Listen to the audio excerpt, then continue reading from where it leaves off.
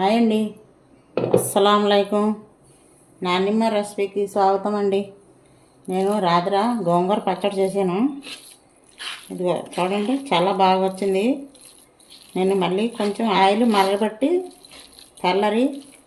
ఇంకా చల్లారి పెట్టానండి.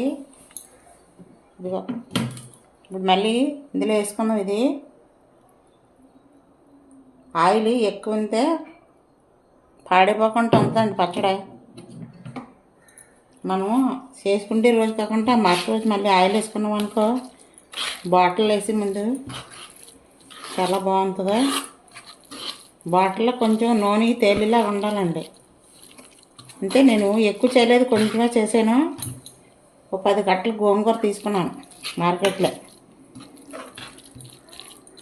నేను ఇదే రైస్ బ్రాండ్ ఆయిల్తో చేశానండి. గాలి నూనె అది నేను ఏటి ఆడలేదు, నేను ఇదే వాడుతున్నాను. చూసారా, ఇదిగో ఇది స్టేజ్లో తెచ్చాను రైస్ బ్రాండ్ ఆయిల్. ఇదిగో ఓకేనా ఫ్రెండ్స్.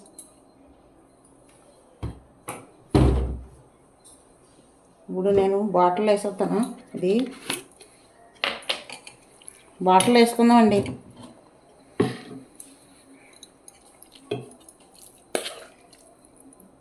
మనం ఇలాగ చేసుకున్నాం అనుకో, ఎప్పుడన్నా కర్రీ అది వండుకోపోయినా అర్జెంటుగా బాక్సులు కట్టుకోవాలన్నా, ఇలాగ చిన్న పచ్చడి టమాటా కానీ, కొత్తిమీర కానీ, గోంగూర కానీ, కరివేపాకు కానీ ఏదైనా చేసుకొని చిన్న బాక్సులో వేసుకొని పక్కన పెట్టుకుంటే మనకు చాలా రోజులు వస్తాయి. 4 రోజుల దాకా ఉంటుందండి.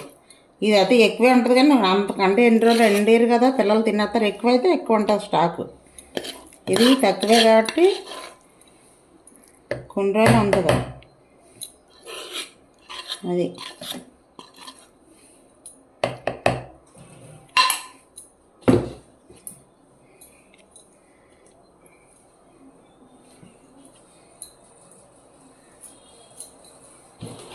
చూసారా ఫ్రెండ్స్, అంత బాగా వచ్చిందో. అదిగో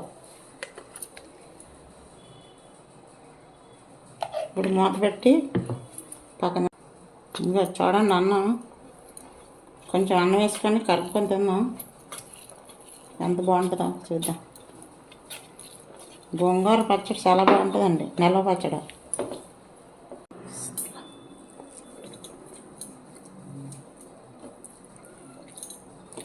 చాలా అంటే చాలా సూపర్గా ఉందండి. చెప్పడం కాదు కానీ అదిరిపోయింది. చాలా అయిపోయిందండి.